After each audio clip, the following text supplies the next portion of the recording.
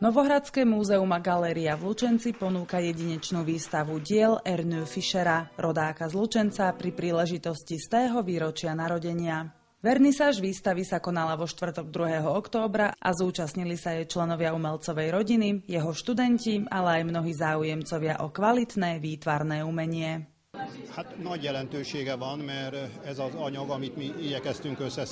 Obrazy, ktoré tu teraz vidíme, pochádzajú z 5 rôznych inštitúcií rozmiestnených po celom Maďarsku.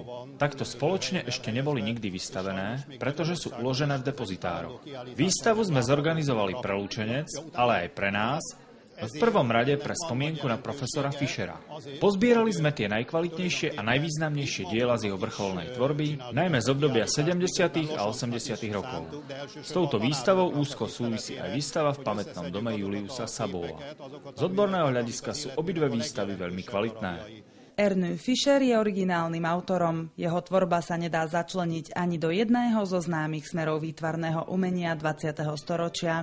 Najčastejšie ho pokladajú za predstaviteľa lyrického abstraktného maliarstva. Používal vlastnú kombinovanú výtvarnú techniku. Keď otec učil v Segedíne, trávil 3 dni tam a ďalšie dni doma, kedy svoj čas venoval tvorbe. Mňa považoval za svojho najväčšieho kritika. Vždy, keď namaľoval obraz, tak sa ma opýtal na môj názor a na ďalší deň som si všimol, že to upravil podľa mojich postrehov. Podstatou Fischerovho umenia je hlboká humanita. Jeho diela sú nositeľmi duchovných, nadčasových hodnôt. Chceli sme túto jubilejnú výstavu usporiadať v Lučenci. Spolu s mojím kolegom Alfildym sme vytvorili koncepciu a zistili sme, že 46 z vystavených diel je chráneným predmetom z verejných zbierok. V Maďarsku sú na to prísne zákony k vypožičaniu zbierkových predmetov do zahraničia. Museli sme vybaviť množstvo povolení. Ja som to dotiahla, pretože som veľmi chcela, aby táto výstava vznikla.